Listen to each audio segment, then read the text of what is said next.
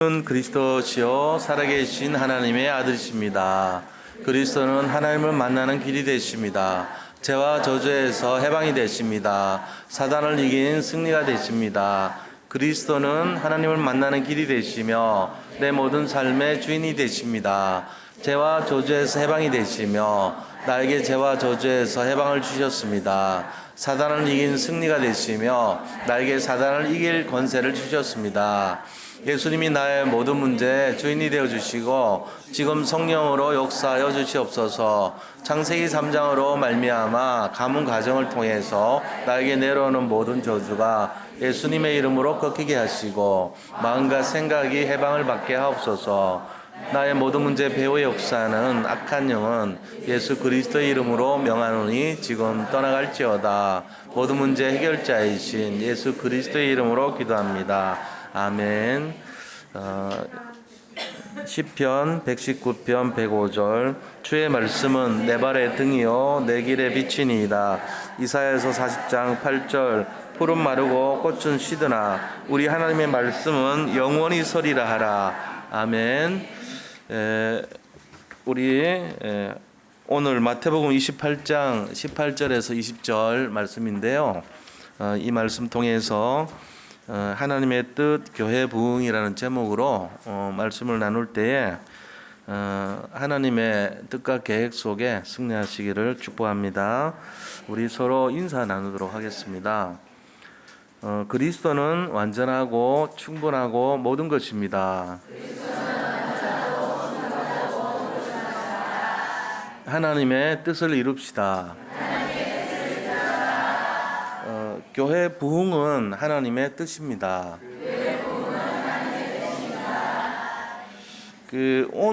오늘이 이제 5월에 우리 마지막 주일이에요. 그런데 원단 메시지 한 지가 엊그제 같은데 벌써 시간적으로 이렇게 5월달 마지막 주일까지 시간이 흘렀네요. 금년에 우리 본부에서 나온 기도 제목이 제123 이제 RUTC 실현 이런 제목이었고요. 우리 산돌 예비교회는 모두 내가 너에게 주었노니라는 그런 제목이죠. 그래서 우리가 이제 이런 제목을 갖고 이제 오늘까지 이렇게 온 거잖아요. 뭐 한 번도 가보지 않은 그런 길을 이제 은혜 가운데 인도받고 왔지요. 또 작년 6월 1일부터 6월 30일까지 제1기 집중 신학원을 이제 마치고 금년에 제2기 집중 신학원이 이번 주 토요일부터 시작되죠. 이번 주도 이제 6월 1일부터 동일하게 6월 말까지 진행되는데 내년은 5월 1일부터 5월 30일까지 예약을 해놨어요. 요즘은 미리 1년 전에 예약 안 하면 자리가 안 나더라고. 그래서 3기는 5월 달에 이제 합니다. 내년 6월 첫째 주는 그때가 무슨 그 행사가 있어요. 그래가지고 토요일 날이 시작을 못 합니다. 그렇기 때문에 이제 5월 달로 해놨는데, 우리가 이렇게 뭔가 훈련을 받고 또 언약을 잡고 이렇게 달려왔지만, 받은 것이 뭐냐 하는 거예요. 실현이라 그랬으면 실현된 것이 있어야 되잖아요. 그리고 모든 내가 너에게 주었노니 그러면 준 것이 있으면 받아야 되잖아요, 우리가. 내가 실현한 게 뭐고 받은 것이 무엇인가 이걸 좀 생각할 때가 아닌가 하는 거예요. 중간쯤 되면 한 번은 점검을 하잖아요.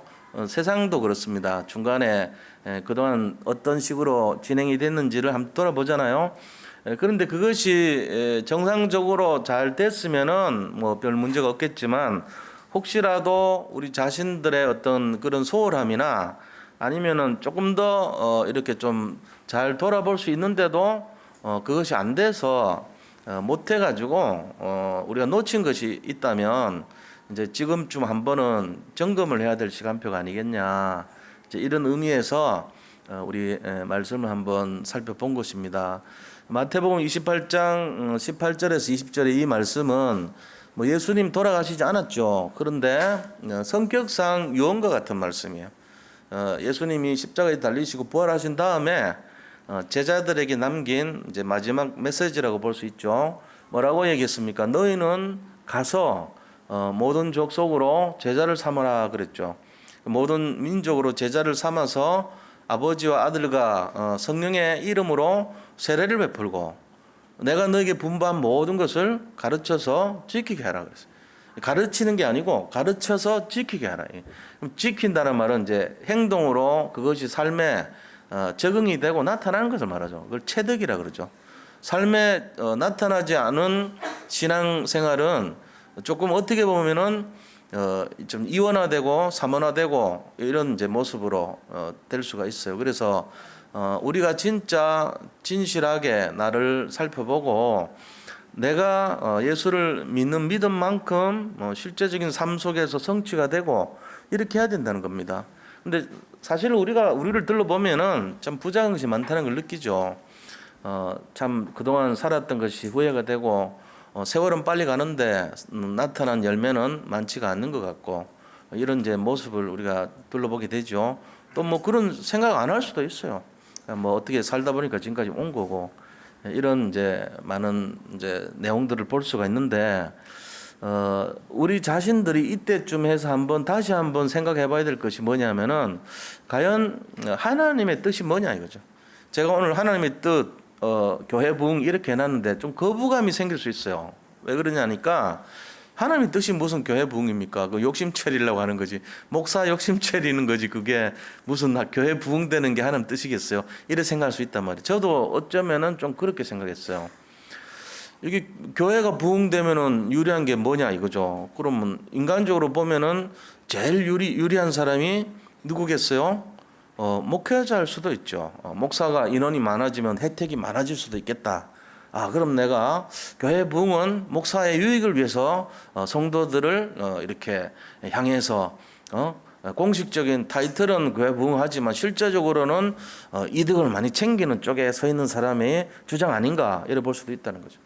그런데 이제 그게 아니더란 말이야. 왜 그러냐면은 교회를 부흥하라는 말이 이제 표현이 그래서 그렇지 불신자들이 많아지는 그런 부흥 있잖아요. 예를 들면 언약을 모르고 숫자만 늘어나는 부흥 그걸 원하는 게 아니야 하나님이. 실제적인 부흥은 양과 질을 동시에 일어나는 부흥을 말합니다. 다시 말하면 왜 부흥해야 됩니까? 부흥이라는 것은요 이제 살리는 것이 많아질 때 나타나는 결과예요. 어떻게 보면은 우리가 만약에 하나님의 진짜 뜻이 뭐냐면은 예수님은 이 땅에 있는 많은 갈급한 사람들을 살리기 위해서 왔어요. 그것 때문에 온 거거든요. 그러니까 지금 사람들이 많이 유린당하고 있고 영적으로 진짜 많은 갈등 속에 살고 있는 사람이 너무나 많은데 그것을 예수님께서 오셔가지고 수고하고 무거운 짐진 자들아 다 내게로 와라 이랬단 말이에요. 살리기 위해서 오셔가지고 뭐를 살렸냐 하면은 일단은 개인을 살렸습니다. 개인 치유를 했고 개인의 영적 상태나 흐름을 바꿔줬고요. 그 다음에 구원의 길을 열어주신 거예요. 그 영원한 생명 얻을 수 있는 길을 열어주셨단 말이에요. 그리고는 그 다음에 이 고통하는 현장 사람들이 널려있는 이 현장을 다 치유했어요. 그들을 어떤 그런 행위적인 치유가 아니라 내면적인 실제적인 치유를 일으키신 거예요. 그래서 이제 내면의 변화가 일어날 수 있도록 영혼의 변화가 일어나고 살아날 수 있도록 현장을 살리신 거죠. 그리고 아울러서 했던 것이 이 미래를 살리고 또 시대를 살렸던 걸 그런 걸 볼 수 있단 말이에요. 예수님이 했던 그 수많은 그 내용들이 우리가 감히 어떻게 평가를 할 수 없을 정도로 많은 현장을 살렸다는 것을 알 수 있습니다. 이게 이제 예수님의 뜻이 아니겠냐. 그럼 그 살린 거에 대한 결과가 교회는 이제 많은 치유받은 사람들, 구원받은 사람들, 또 갈등에 놓였던 사람들이 모이게 되겠죠. 살아났으니까 감사함으로 기쁨으로. 그래서 우리가 이제 예배를 드리는 거예요. 예배자로 모여가지고 예수님 앞에서 주님을 찬송하고 경배를 드리고 말씀으로 다시 한번 힘을 얻고 이제 이런 일들이 진행된단 말이에요.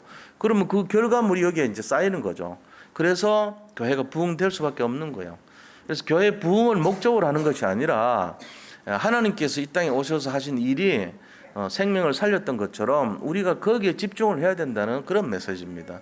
그 결과물로 교회는 부흥되어지는 것을 말해요. 그러니까 하나님의 또 교회 부흥 잃어버리면은 마치 무슨 목사님의 동기나 야망을 채우기 위한 그래서 이득을 많이 가지려고 하는 그런 동기로 보면 오해를 할 수 있어요. 그러나 모르겠어요. 뭐 그럴 수도 있겠죠.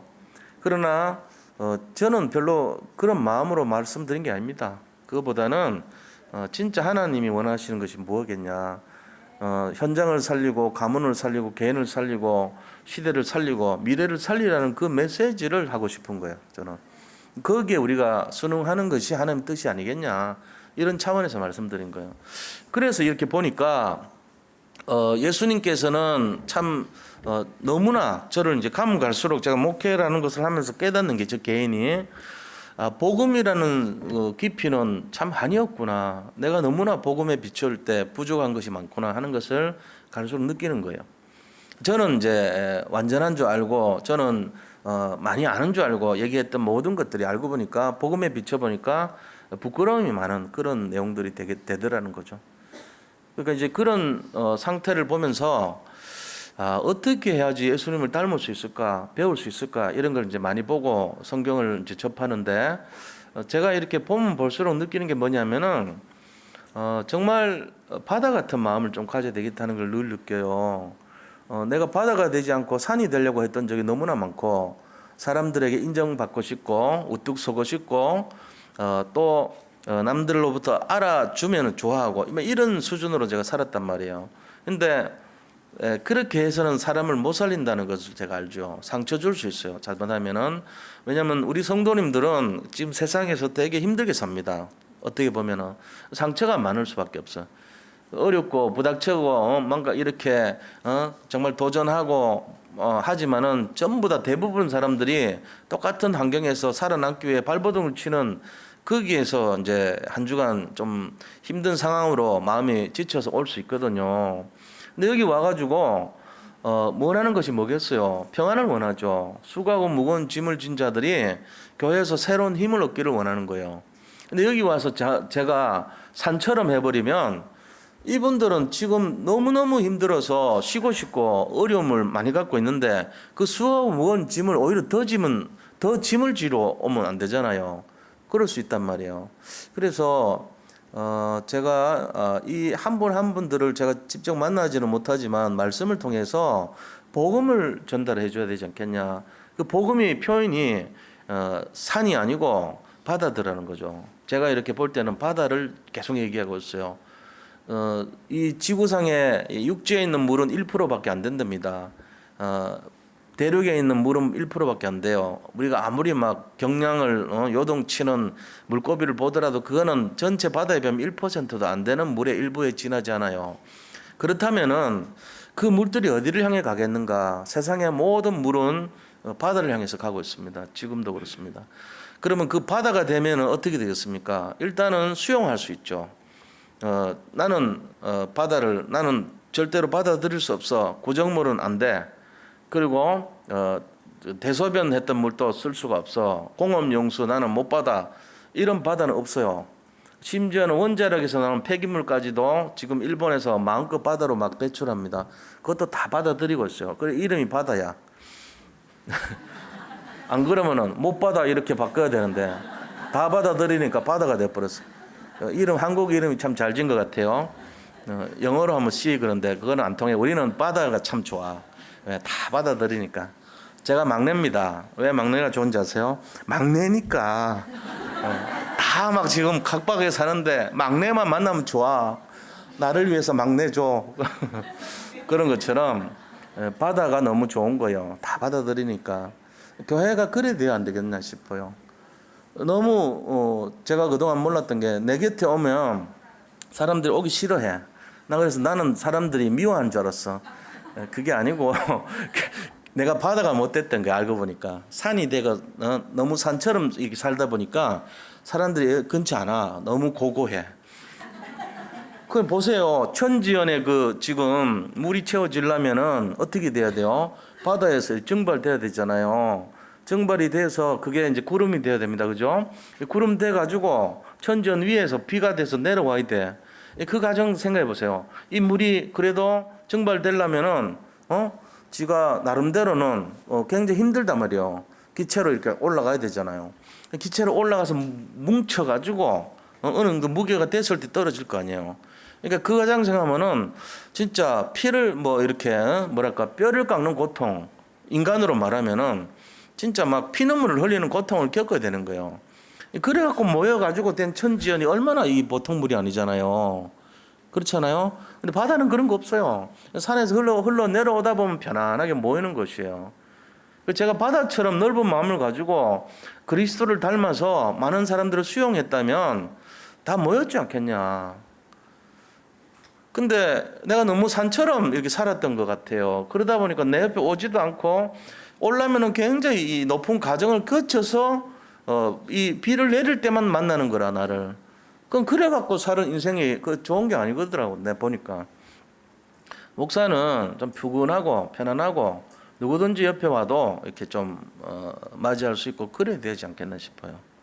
그게 하나님이 기뻐하는 모습이 아니겠냐 생각됩니다. 그래서 1년 이제 우리가 5월 말까지 지금 됐는데 사람들을 이렇게 좀 더 힘든 사람들 지금 얼마나 힘들겠어요. 세상이 어렵습니다. 나라적으로 볼 때도 그렇고 여러 가지로 지금 많이 힘든 상태입니다. 교회에 와서 힘을 얻어가야 돼요.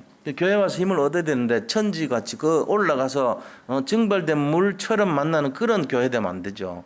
그냥 이렇게 흘러가면은 편안하게 쉴 수 있는 에너지가 가장 낮은 상태로도 갈 수 있는 그걸 이제 어떤 그런 물리적으로도 그렇게 표현하거든요.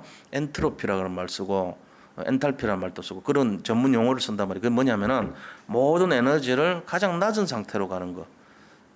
그게 모이는 것이 바다예요. 여기에 모여가지고 서로 쉬고 휴식을 취할 수 있도록 그래야 힘을 얻죠. 재충전하면서 또 세상 향해서 나가고 이렇게 되도록 이제 그런 목회자가 되고 그런 교역자가 되고 그런 중직자들이 된다면 우리 교회가 굉장히 은혜 받고 승리하는 교회가 안 되겠나 이제 생각해 보는 거예요. 5월 말이니까.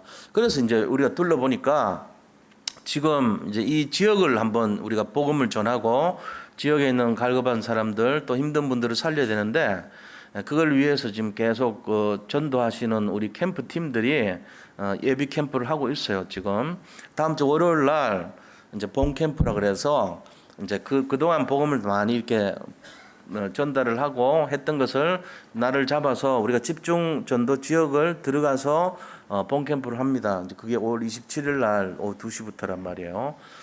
여기에 대해서 우리가 같이 기도를 하고 또 함께 해야 되겠다 하는 마음이 들어요. 왜냐하면 지금 너무 갈급한 분들도 많고 힘든 분들 많은데 우리가 그런 거 안 하면은 그걸 이제 낮에 땡볕에 힘들지만 수고로움 그런 것을 안 하면은 복음이 확산이 안 되니까 그래서 전도의 미련한 방법으로 세상 사람들을 구원하기를 기뻐했다 그랬잖아요. 그런 것처럼 우리 자신들이 하는 것이 어떤 방법이 아니고 하나님 기뻐하는 내용이라는 거예요. 또 6월 6일 날 보니까 그 우리가 이제 이 종교인 야유회가 있잖아요. 그런데 제가 이걸 볼 땐 교회에서 하는 행사기 때문에 또 육신적인 표현의 방법이 야유회라고 할 수 있다 보고요. 노는 거니까. 말은 맞아요. 노는 거지 뭐 거기서 뭘 특별하게 합니까? 근데 이제 종교인 제가 굳이 야외 수련회 이렇게 뭘 수련을 해요. 거기 가서 노는 거지. 근데 그렇게 영적인 뜻한 용어로 이렇게 교체를 자꾸 하고 그걸 주장하는 이유가 뭐냐면은 우리가 육신적인 삶의 공동체 모임이 되면 안 되지 않겠냐. 그렇더라도 설령 그렇더라도 영적인 모임의 의미를 부여해야 되지 않겠냐. 그래서 제가 이제 굳이 야유회보다는 야외 예배라거나 야외 수련회가 좋지 않겠냐. 근데 또 야외 예배하면 7시간을 예배만 드립니까 우리가.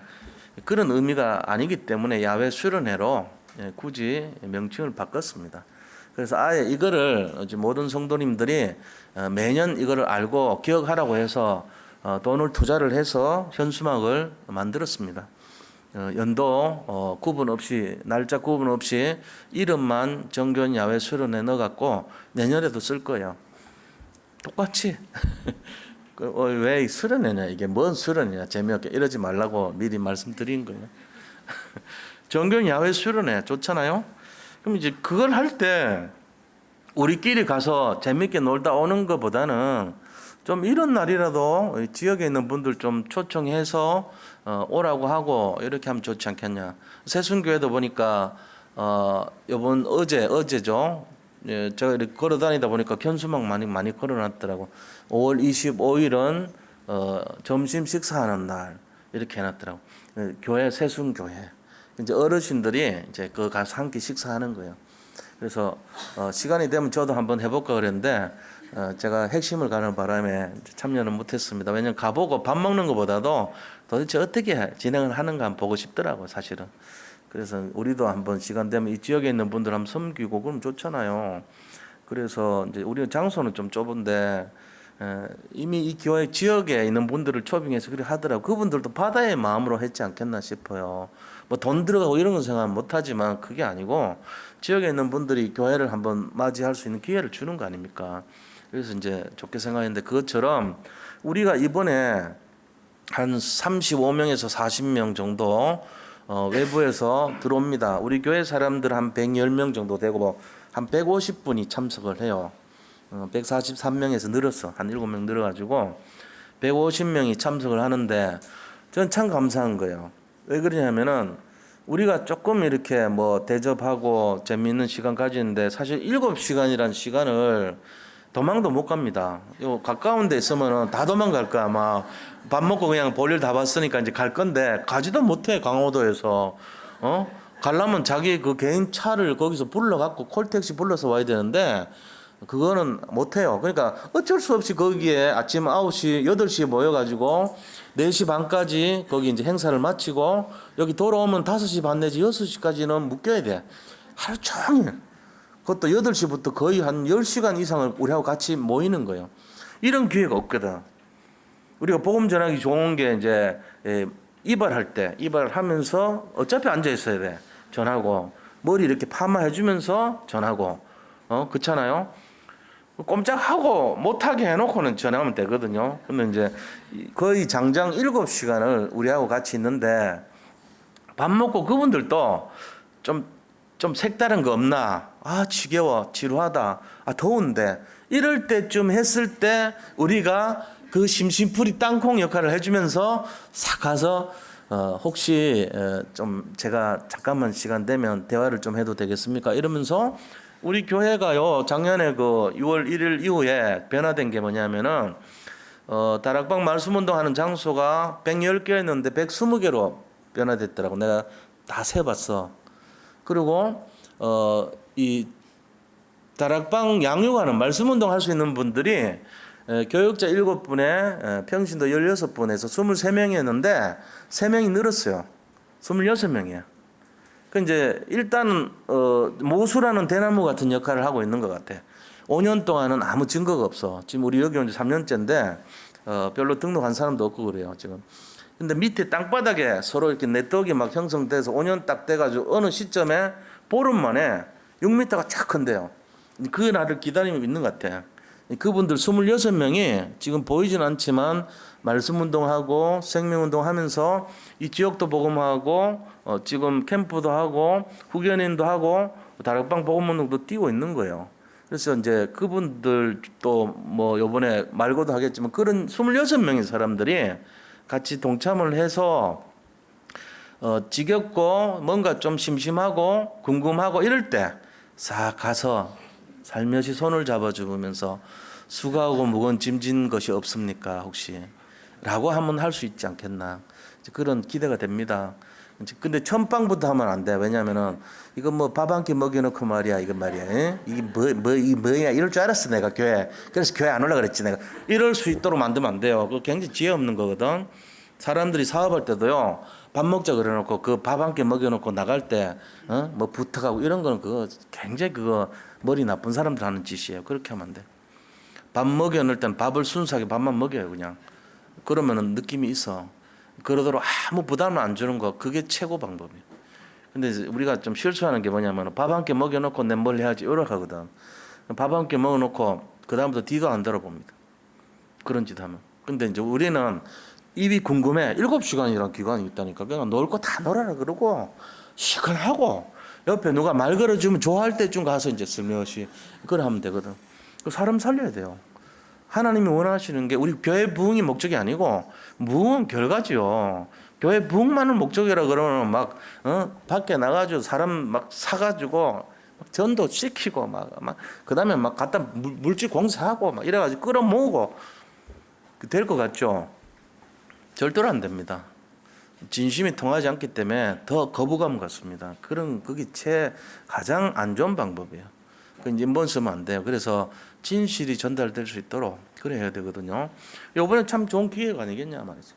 자, 그런 의미에서 그렇다면 우리가 이런 기회를 가지고 실제적으로 그럼 하나님께서 원하시는 것이 사람 살리라고 했는데 왜 그럼 이 세상은 그렇게 안 되는가? 그리고 또 하려면 우리가 어떻게 해야 되는가? 그걸 위해서 구체적으로 뭘 준비해야 되겠는가? 이런 걸 한번 살펴보자는 거예요. 제가 이제 서론을 많이 얘기했는데 사실 이게 다예요.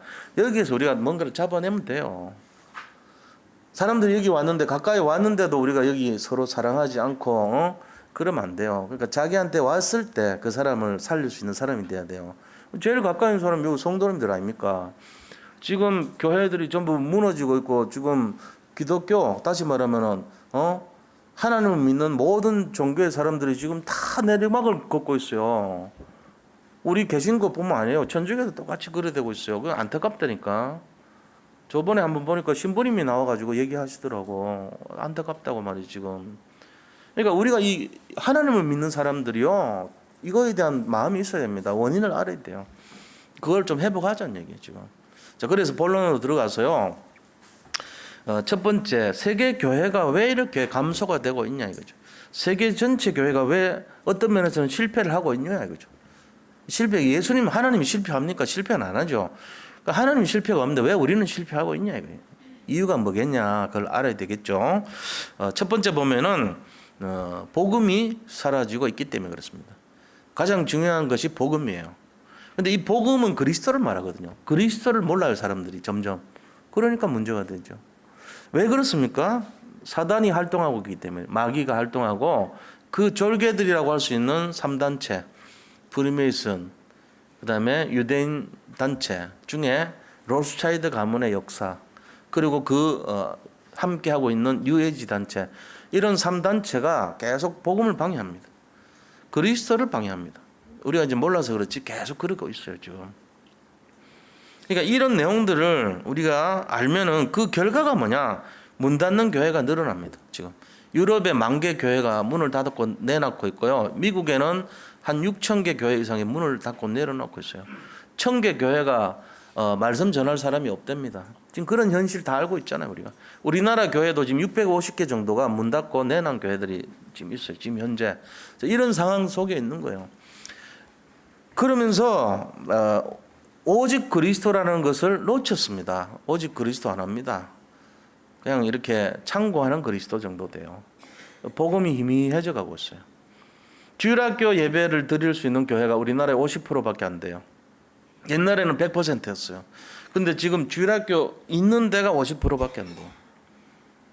사람들이 지금 몰라서 그렇지 계속 저 용인에 가면은 이 물건 하치장 이런 거 있는데 교회 의자 내놓은 게 어마어마하게 산더미 같이 쌓였어요. 의자 있잖아요. 장의자 있잖아요. 그게 막 교회가 지금 문을 닫아가지고 지금 그런 시대가 돼가고 있어요. 자, 그러면서 오히려 기독교인들의 관심이 어디가 있냐는 거예요.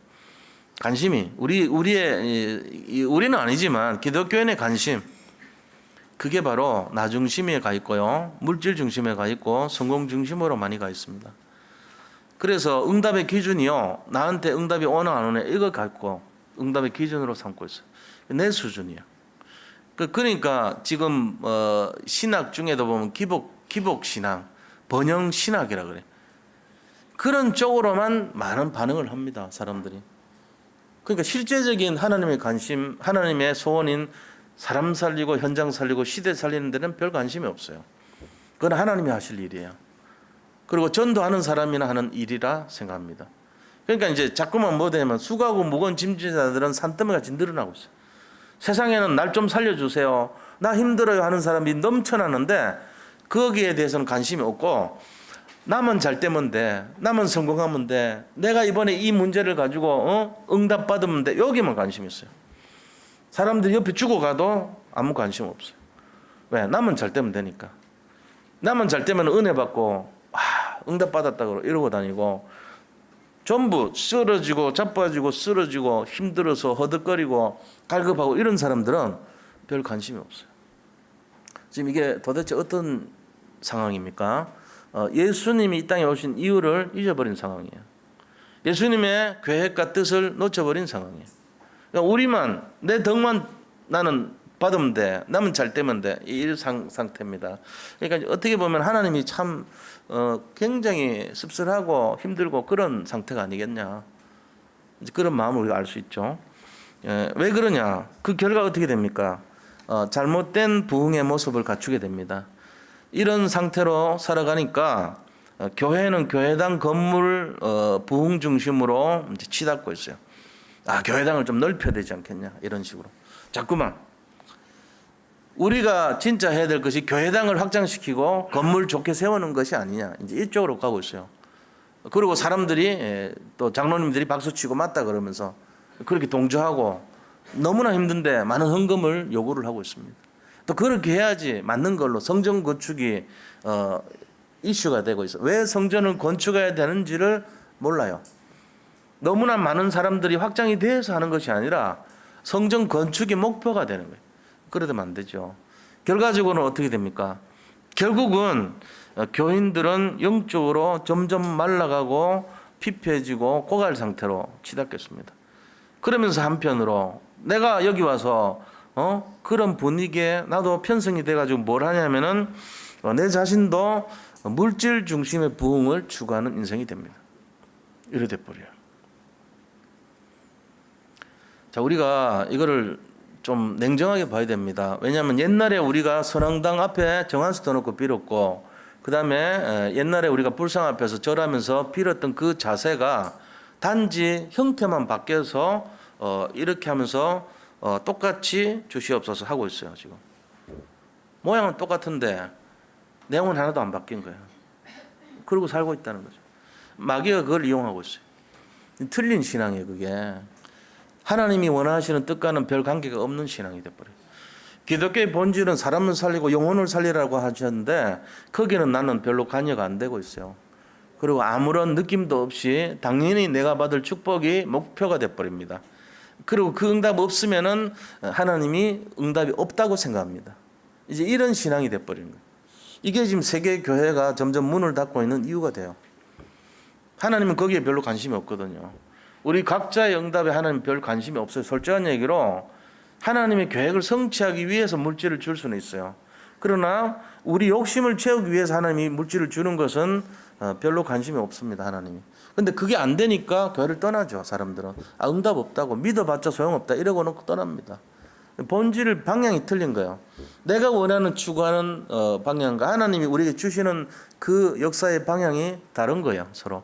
그러니까 어떻게 됩니까? 서로 허공을 때립니다. 나도 이렇게 허공 때리고 살고 있어요. 하나님도 나한테 허공 때리고 응답 줍니다. 이래 되면 안 되죠. 하나님과 내가 정확하게 일치되면 응답이 매일 쏟아집니다. 우리가 이걸 잘 봐야 돼요. 그래서 두 번째로 우리가 교회 부흥의 절대적인 요소가 그럼 뭐냐? 하나님이 원하시는 어떤 방향이 있을 거 아닙니까? 이게 뭐냐는 것을 알아야 돼요. 내 기준이 아니고 하나님이 원하는 기준이 뭐냐? 그것은 바로 첫 번째, 오직 그리스도인 복음, 이게 중요해요. 오직 그리스도인 복음을 회복해야 돼요. 그리고 바다같이 수용과 배려의 마음을 가진 교회가 되어야 됩니다.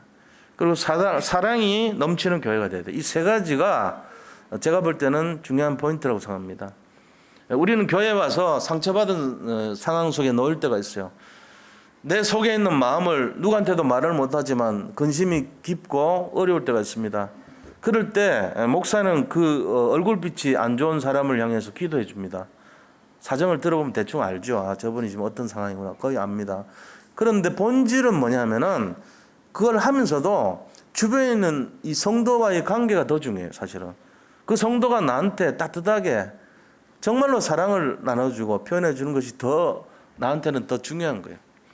교회를 왔는데 설령 잘못할 수도 있고 실수할 수도 있잖아요. 또 여러 가지 애들 문제나 내가 원치 않은 상황인데 어려움에 놓일 때도 있어요. 근데 위로하기는커녕 어떻게 보면은 정죄하고 판단할 수 있는 상황이 여기 교회예요. 네가 잘못했으니까 그렇지. 네가 왜 이렇게 사냐 그러고 막 정죄할 수 있어요. 그럼 거기서 위로를 얻기는커녕 내가 안 그래도 세상에서 힘들어서 왔는데 도대체 뭐 이런 게 있냐 이래 반발을 가질 수도 있다는 거죠. 그래서 이게 중요한 거예요.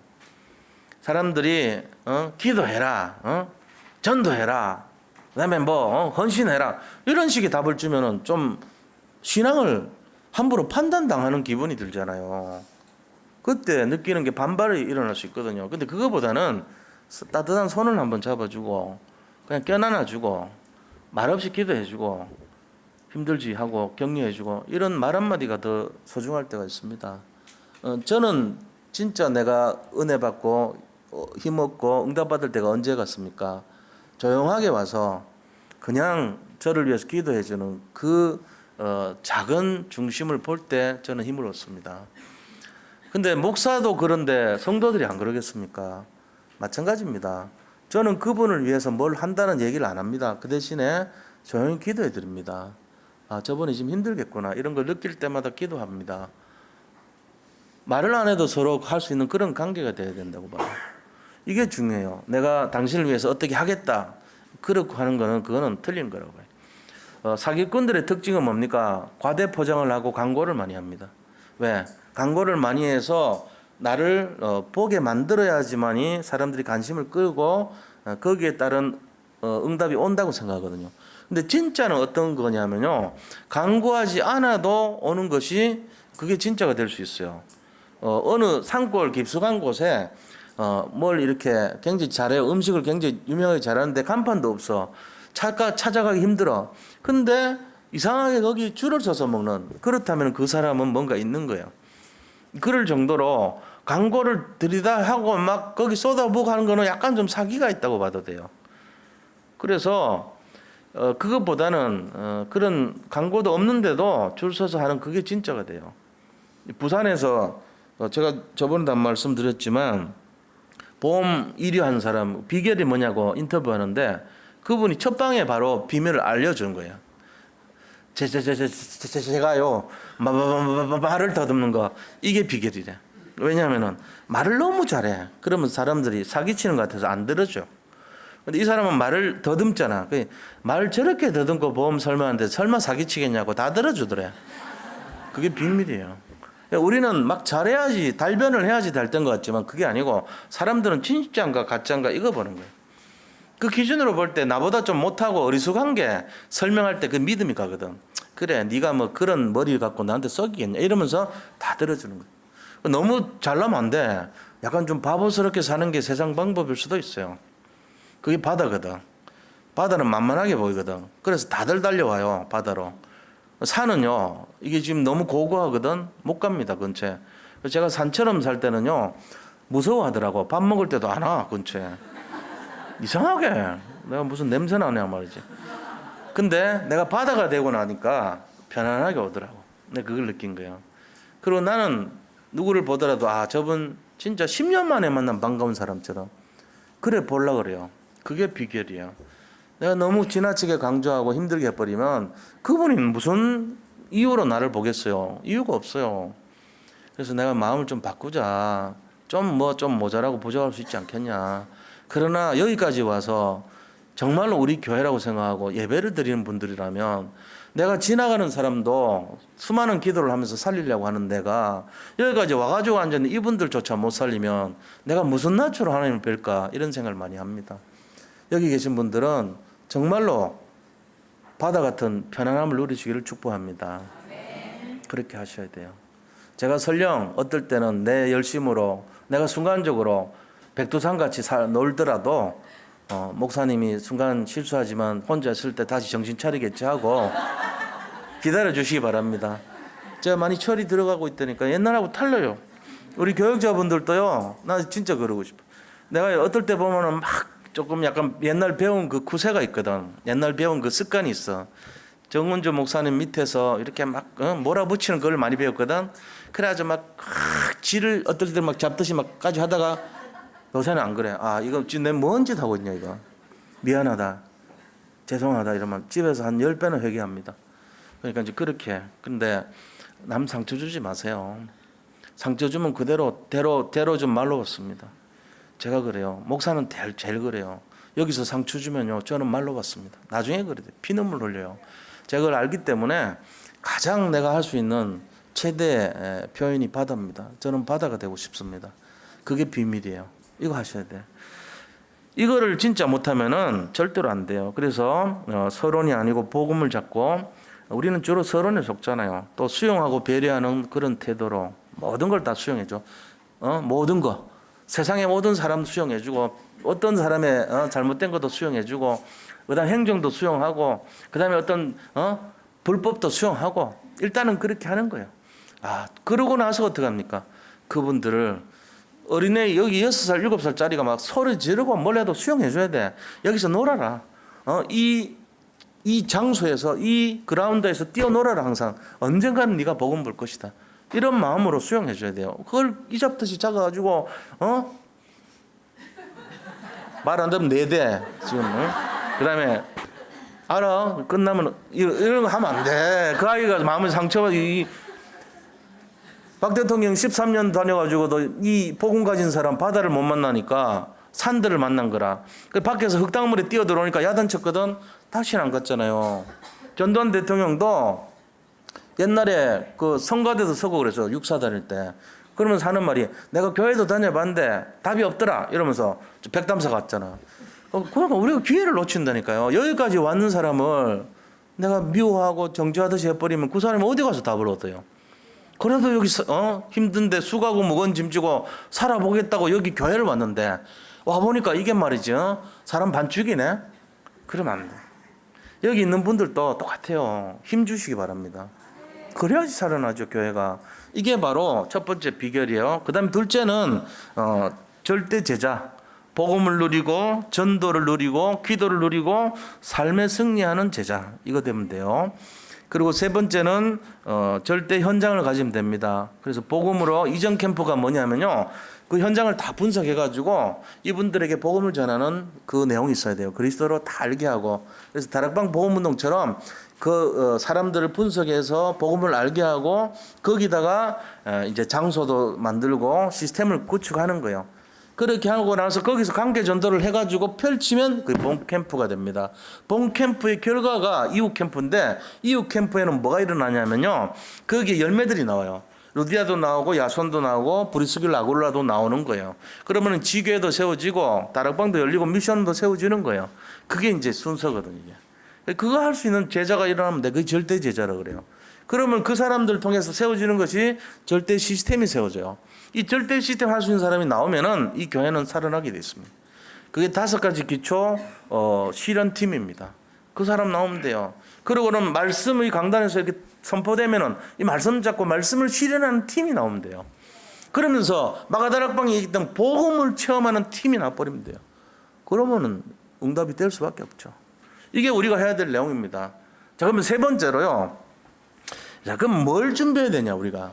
이걸 하기 위해서 뭘 준비해야 되는 게 있어요. 마음을 바꿔야 됩니다. 첫째는요, 틀을 깨야 돼.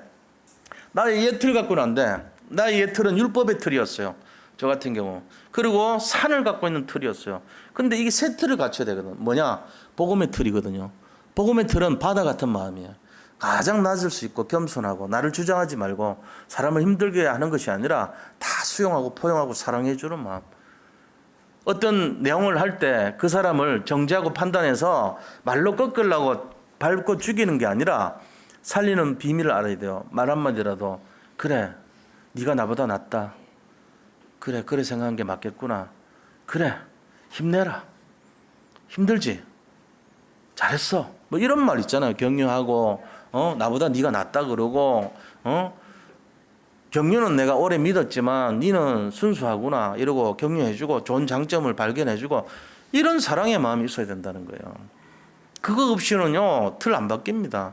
난 니보다 훨씬 나으니까 닌 내 발밑이니까 때같이 여김을 받아야 돼. 밟아버려. 그러면 그 사람은 못 일어나요. 그렇게 하면 안 돼요. 사람 살린다는 사람들이요 어디에서 딱 결정되냐면은 말과 행동입니다. 결국은 말 한마디에 사람 살아나고요 행동 하나에 그 사람이 힘을 얻는 거예요. 제가 그걸 깨달은 순간요 참 미안하더라고요. 우리 성도님들은 진짜 힘들게 살고 여기 와서 헌금까지 하고 정말로 하나님 나라를 위해서 섬기는데 내가 모자랐다고 그분들을 함부로 평가하고 판단하고 기죽이냐 말이지. 그렇게 하면 안 돼요. 그건 몹쓸 짓이에요. 제가 진짜 말씀드린 게 오늘 교회 부흥 이러니까 우리 목사님이 동기 충만해서 또 하겠구나 이런 생각할지 모르지만 그거는 옛날의 내 모습일 수 있습니다. 이제는 그런 거 아닙니다. 진짜 우리가 사람 살릴 때 그 결과를 위해서 가자는 거예요. 그거 해야 돼요. 그리고 진실해져야 돼요. 예수 믿는다 하면서도 여전히 내 것만 잘 되면 돼 이러면 안 돼요. 그러면 진짜 그 잘못된 인생이야. 남들 살릴 수 있도록 위로해주고 권면해주고 그게 진짜죠. 그게 해야 됩니다. 자, 그 다음에 내가 중심이 되는 게 아니고 하나님이 원하신 거 찾아야 됩니다. 그래서 수준을 바꿔야 돼요. 하나님 수준, 하나님 기준, 하나님 표준 이걸로 그렇게 해서 하나님이 원하시는 나를 찾고 하나님이 원하시는 나의 것이 뭔가를 알고 나의 현장이 어떤가 하나님이 원하시는 나의 현장이 뭔가를 찾아내야 됩니다. 세 번째로는 작은 세 번째죠. 근본 부분이 준비가 돼야 돼요. 62가지 전도자의 삶 있잖아요. 오늘 뭐 설명할 수 없는 시간이 작으니까. 그러나 이 전도자의 삶 속에서 언약의 여정을 따라가야 됩니다. 우리가 제일 처음에 커버넌트 언약을 잡고 그 다음에 비전 나의 비전을 찾아서 그 다음에 드림 꿈을 갖고 내 어떤 말씀 속에서 이미지를 형성하면서 프랙티스라고 하는 나의 작품 인생을 만들어 나가는 이 언약의 여정을 나가야 돼요. 그래서 사도행전 1장 1절 3절 8절처럼 그리스도와 하나님 나라와 오직 성령이라고 하는 이 성삼위 하나님을 잡고 마가복음 1장 사도행전 1장 14절에 나왔던 것처럼 오로지 기도하기를 힘썼던 그 120명의 성도들 같이 기도의 비밀을 가지고 24시 기도 속에 들어가야 돼요. 그럴 때 하나님이 주시는 이 응답이 25시죠. 25시는 뭡니까? 이 세상에 없는 존재하지 않은 시간입니다. 그죠? 게으르기에 25시 있잖아요. 이 세상에는 없는 능력과 힘을 표현하는 내용이에요. 그걸 받아야 되잖아요. 그게 진짜란 말이에요. 그게 응답이거든요. 그럴 때 영원한 하나님의 능력이 임하고 237개 나라를 살릴 수 있는 응답을 받게 된다는 거예요. 이게 암호예요. 138, 14, 24, 25, 00, 237. 이 암호를 따라서 언약의 여정에 승리하시기를 축복합니다. 그게 우리가 걸어가야 될 내용이에요. 자, 그렇다면은 결론을 말씀드리겠습니다. 지금 세계교회와 한국교회는 점점 감소합니다. 무너지고 있어요. 기독교 인구가 점점 사라지고 교회를 방치하고 내놓고 이런 내용들이 점점 늘어나고 있습니다. 이런 시간표 속에서 우리가 뭘 해야 되는 거죠? 언제까지나 율법으로 사람 죽이고 정죄하고 판단하고 강하게 해가지고 힘들게 하고 그런 게 아니고 정말로 나 자신이 낮아지고 겸손하게 바다와 같은 마음으로 그 사람 한 명 살리고 격려해주고 칭찬해주고 수용해주고 사랑해줘서 그 영혼을 살릴 수 있는 사람이 되어야 되지 않겠습니까? 저는 이번에 정교원 야외 수련회가 참 기대가 됩니다. 왜냐, 그분들은 일평생 한 번 만나는 기회 저하고 그럴 때 그 한 번의 찬스가 마지막 기회일 수도 있습니다. 근데 그 기회가 그분들의 마음을 열 수 있고 위로가 될 수 있다면 정말로 전 생애를 들여서 그 시간표를 제가 사용할 수 있다고 생각합니다. 그걸 위해서 하나님 저를 탄생시켰고 고통을 주셨고 만나게 하셨지 않겠냐 이거죠. 그런 마음으로 가야 되지 않겠어요, 우리가 교회에서 뭐 돈이 얼마 더 나가고 이런 치사한 생각하면 안 돼요. 한없이 돈을 쏟아붓더라도 그 영혼이 살아난다면 얼마나 기뻐하시겠어요, 하나님이. 그 중심으로 가야 되지 않겠냐요. 거기에 우리가 결론을 내려야 될 줄로 믿습니다. 그래서 복음 가지고 근본을 회복하고 하나님의 소원의 메인 인생이 되고 최고의 영광을 돌릴 수 있는 우리 산돌 예비교 모든 성도님들이 되었으면 좋겠습니다. 그래서 오늘 포럼하실 때 이 일을 위해서 나는 뭘 해야 될 것인지를 찾아보시기를 축복합니다. 자, 기도하고 나를 위해서 기도하겠습니다. 하나님 감사합니다. 하나님의 뜻과 소원과 계획의 메인 인생이 되어서 정말로 많은 것들을 살리고 세상을 살리고 현장을 살려서 교회가 부흥될 수 있는 축복을 누리게 하여 주옵소서. 예수 그리스도 이름으로 기도드립니다. 아멘. 우리 나라를 위해서 함께 합심해서 기도합니다. 북한 정권을 사로잡고 있는 저주의 세력이 예수 그리스도 이름으로 무너지게 하소서. 지금도 북녘 땅에 숨어 기도하는 주의 종들과 동포들에게 복음의 참된 자유와 해방이 하루속히 임하게 하소서. 21세기 세계 복음을 위해 세우신 대한민국에 복음을 왜곡하고 거부하게 하는 모든 사상, 이념, 문화와 세계관이 오직 복음으로 치유되게 하소서. 대한민국의 정치, 사회, 경제, 문화, 교육 전반에 오직 복음의 능력을 가진 전도자들이 일어나게 하소서. 하나님께서 대한민국에 주신 세계 복음화의 사명을 감당할 수 있도록 모든 이정자들과 각계의 지도자들에게 성령께서 역사하옵소서. 선교자들의 기도와 믿음의 선진들의 기도를 따라 237개 전 세계 복음 전하는 레몬트와 전도자들이 일어나도록 성령께서 역사하옵소서. 예수님의 이름으로 기도합니다. 아멘.